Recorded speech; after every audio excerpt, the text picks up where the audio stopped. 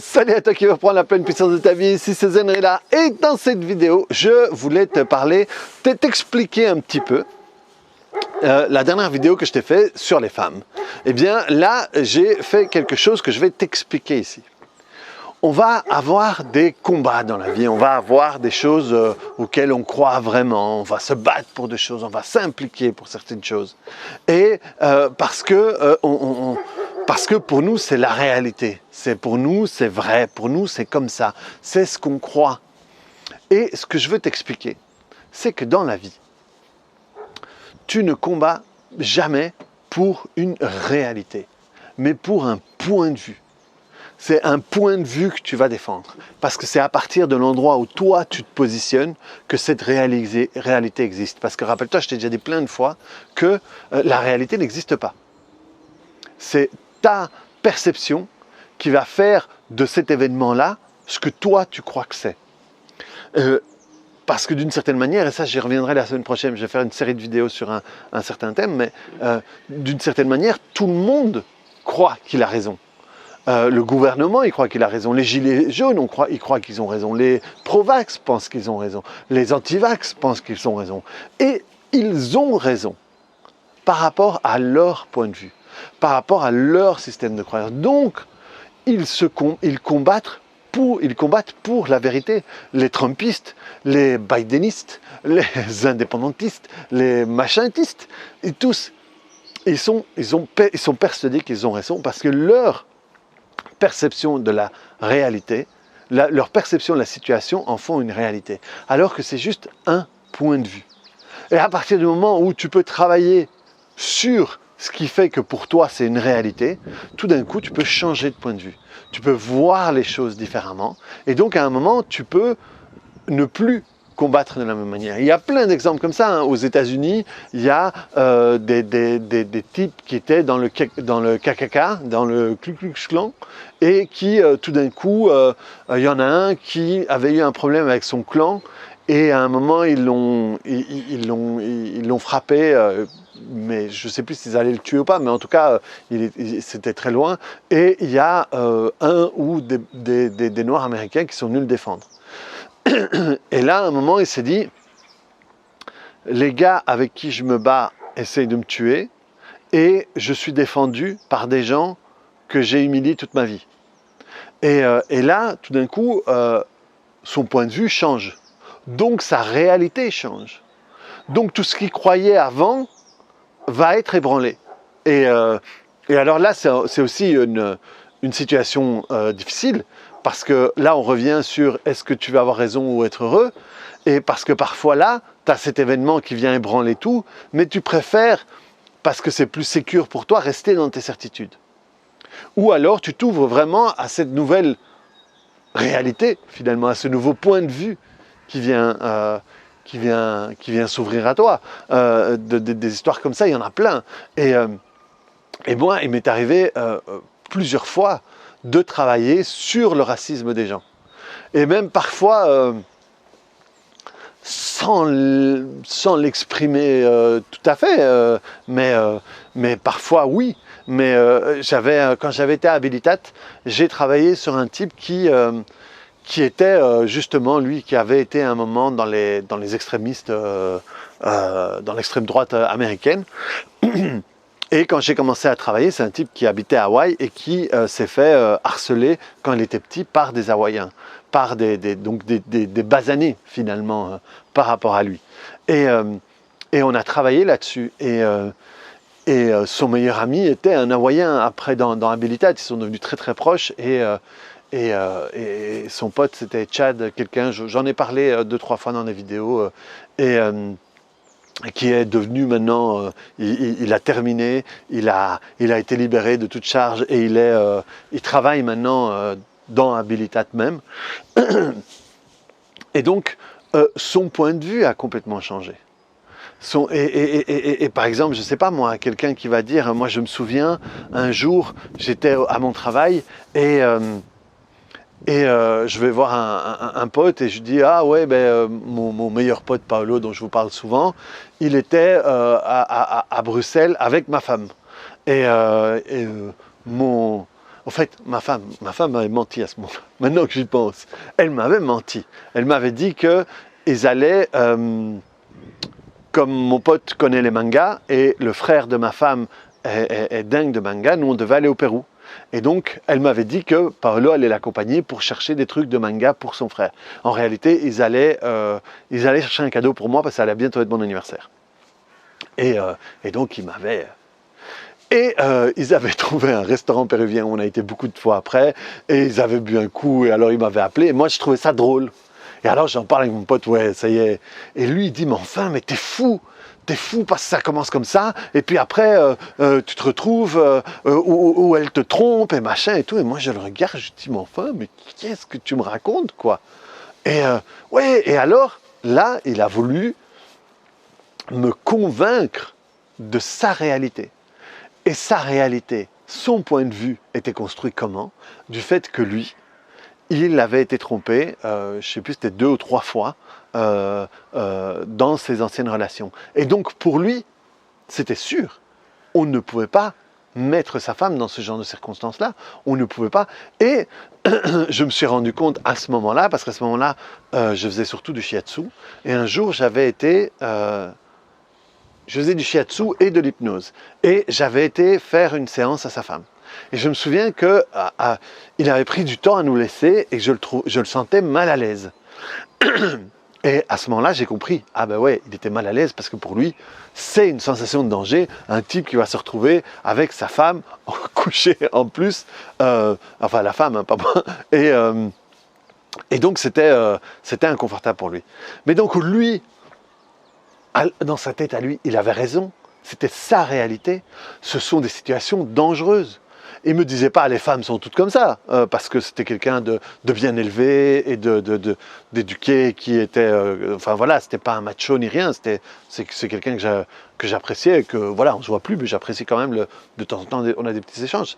Mais sa réalité, c'était ça, qui était déterminé, qui n'était pas une réalité, qui était un point de vue, qui a été construite par des expériences du passé qui n'ont pas été, avec laquelle on n'est pas en paix. Enfin, ou pas. On peut être en paix avec des choses et dire, ben voilà, je suis en paix et que la situation, c'est ça, simplement c'est ce que je crois. Mais donc, c'est vraiment important de se rendre compte que nos réalités sont juste des points de vue.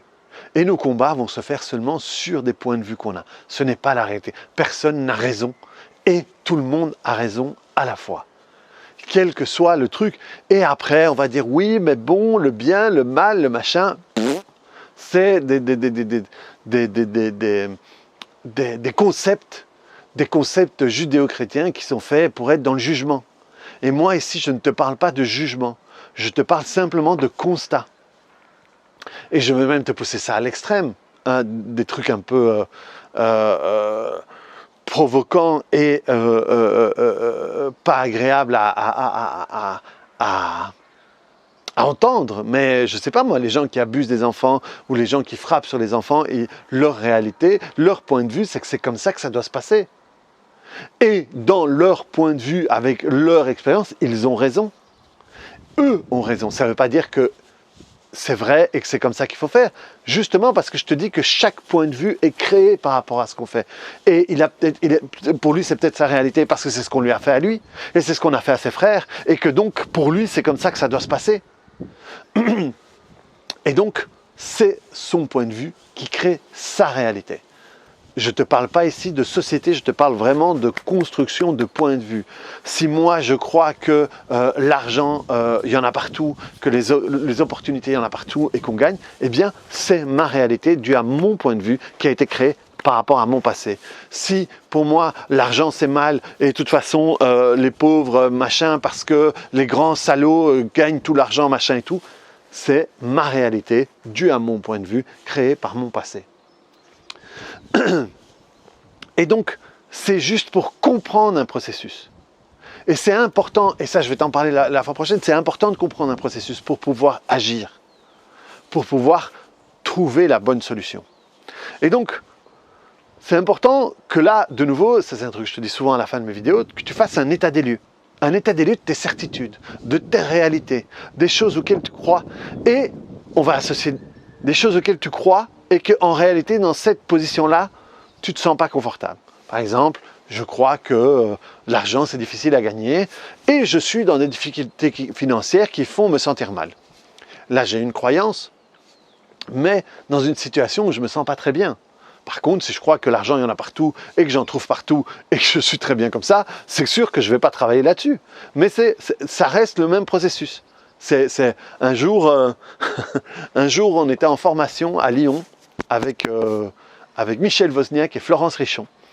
Et ce jour-là, moi, je ne devais pas intervenir. J'étais arrivé plus tard et eux donnaient la formation. Et ils ont commencé à expliquer comment se crée une croyance.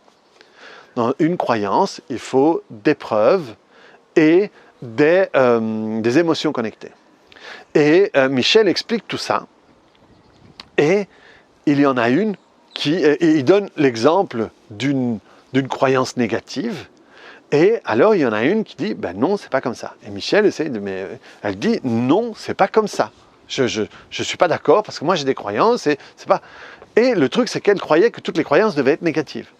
Et je voyais Michel s'empêtrer et Florence essayer d'aider, mais il parvenait pas à saisir comment est-ce qu'elle avait saisi le truc. Et moi, j'étais derrière, j'étais à la cool, j'avais pas à penser à tout ce que je devais dire, donc je pouvais être un peu plus. Et à un moment, je lui ai dit non, ok. Ici, on ne parle pas de est-ce que c'est bien, est-ce que c'est pas bien. On est juste en train d'expliquer le processus, comment est-ce que ça se construit. Qu'il faut avoir ça pour obtenir ça. Et elle dit, ah, ok, là je comprends. Parce qu'elle mettait du jugement là-dessus. C'est comme ici, ce que je te dis ici sur les gens qui abusent des enfants. Si tu veux comprendre le processus. Pas est-ce que c'est bien ou pas, est-ce que ça a place dans la société ou pas. C'est pas ça qui est important. Parce que de nouveau, il y a Laurent Marchand qui dit souvent ça pour provoquer, mais Hitler avait raison. Hitler avait raison.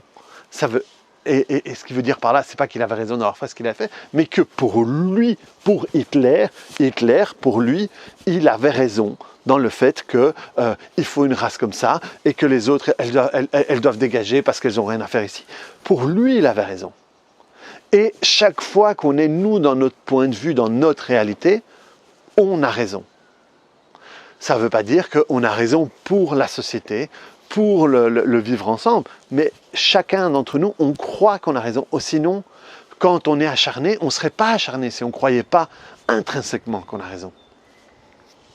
Et donc, ça, c'est un processus important pour toi. Que tu vois, ok, mes combats, ou les trucs où je mets un peu plus d'énergie. Ok, qu'est-ce que je crois là-dessus? Est-ce que je me sens bien avec ça? Ok, alors, comment est-ce que je l'ai construit? D'où est-ce que je viens? Où est-ce que j'ai appris tout ça? Et ça, c'est vraiment le point de départ de tout. C'est un truc que j'apprends dans mes formations de week-end de transformation au TPE, ou ici dans le niveau 1 que je vais faire ici au mois de février, parce que c'est un moment, tu commences à chercher les ingrédients du cake. Et une fois que tu peux les transformer, c'est là que ça devient intéressant, parce que quand tu trouves des ingrédients, tu peux les travailler. Par exemple, voilà, une fois que tu trouves les ingrédients, tu peux prendre ma vidéo 144 et les travailler et commencer à te libérer de tout ça. Mais te rendre compte que tout est déterminé par notre point de vue, par la position où on va se mettre. Si tu reviens sur ma vidéo précédente, où les femmes, quand je dis les femmes, là, il y a la position de la femme, la position comment moi je vois la position de la femme, et il y a la position où le gars trouve ça normal, où il va la voir. Tous les trois, on va avoir raison parce que ce sera notre point de vue, par rapport à notre réalité, par rapport à ce qu'on a construit, par rapport à ce qu'on a vécu. Moi, pourquoi est-ce que j'ai ce point de vue-là qui est, j'aime pas dire le terme féministe, mais qui est quand même merde, quoi, ça serait bien d'être traité mieux. Pourquoi? Parce que si moi je suis celui que je suis aujourd'hui, c'est parce que j'ai eu l'appui et le support de femmes qui m'ont aidé, qui parfois m'ont poussé et que j'ai accepté de suivre et qui font que, entre autres, je suis ce que je suis aujourd'hui. Et donc c'est pour ça que j'ai ce point de vue-là, en disant merde, c'est quoi cette connerie, c'est quoi cette manière de les traiter, tu vois? Mais si moi je viens d'une famille bien macho, comment est-ce qu'on dit, de mâle alpha, Et tout ça, moi j'ai eu une cliente où sa famille c'était comme ça, c'était vraiment les hommes, les machins, les hommes doivent être ingénieurs, ou les hommes doivent être ci, les hommes doivent être ça. Et c'est moi qui, en espagnol, il y avait une série que je voyais où il disait c'est comme ça porque tengo más razón qu'un santo. Parce que c'est comme ça, je le dis parce que j'ai encore plus raison qu'un saint. Qu'un saint avec l'auréole, hein, pas je me tiens ici. Et donc, le truc c'est que selon la famille où tu as été élevé, selon tes modèles, mais ton point de vue va être différent. Et c'est ça que je te dis. Tant de fois dans les vidéos, c'est que la réalité n'existe pas. C'est juste notre point de vue qui va faire qu'on croit que c'est la réalité. Dès que tu changes de place, tu vas voir que les choses sont peut-être pas pareilles. Et donc, tout ça, ça ouvre les vidéos que je vais faire la semaine prochaine sur le fait de comprendre tout ça, te permet de voir les choses différemment et de donner peut-être la place aussi à ce que l'autre puisse croire, ce qu'il a envie de croire. Voilà. Tu me dis, est-ce que je dis encore quelque chose? Non, ce sera bien, ce sera bien. Une vidéo un petit peu plus courte que les autres, même si dernièrement, je recommence à faire des leçons. Il faudrait que je revienne sur des trucs qui durent moins de 10 minutes, quoi. Donc voilà, reprends la pleine puissance de ta vie, clique sur le bouton j'aime, mets-moi des commentaires et on se voit sur une autre vidéo. Allez, ciao.